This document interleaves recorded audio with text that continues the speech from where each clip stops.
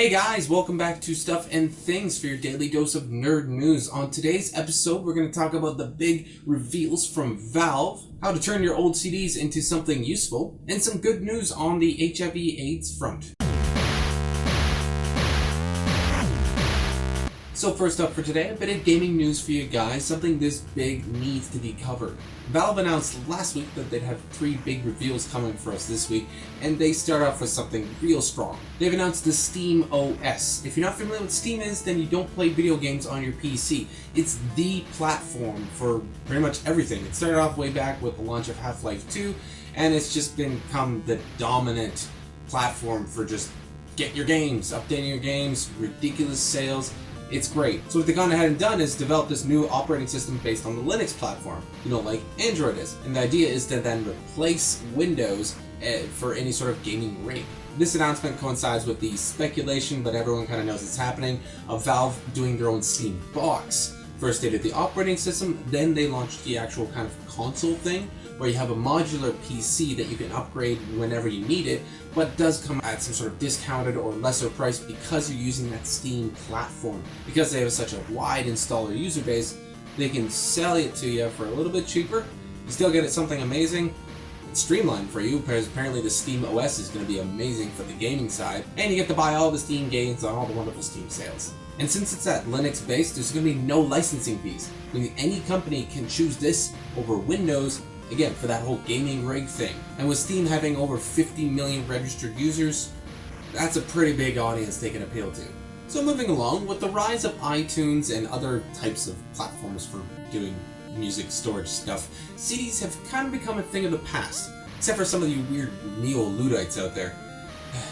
So excluding those people, what do we do with all our discs? I mean, they don't serve a purpose, you've already uploaded them to your computer, or you just got it on iTunes.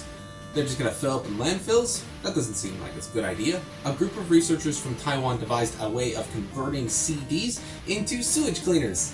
It seemed oddly appropriate to me. I don't know why. So what they did was they grew zinc oxide nanorods on the surface of the CD. Since the CDs are meant to be spun, they can then be spun at high rates and don't cause any damage or anything like that. What happens then is the water disperses over a large surface area, with the zinc oxide combining with the UV light in our natural sunlight to just break down any sort of organic materials. Their own internal studies showed that it was a lot more effective than any sort of small-scale conventional means, and it could easily convert it to anything. Your own home stuff, farms, even scaled up to urban centers. It's fast and cheap, and again, doesn't fill up landfills. And today I'd like to finish off today's show with a bit of a high note, which is a little bit different from the usual.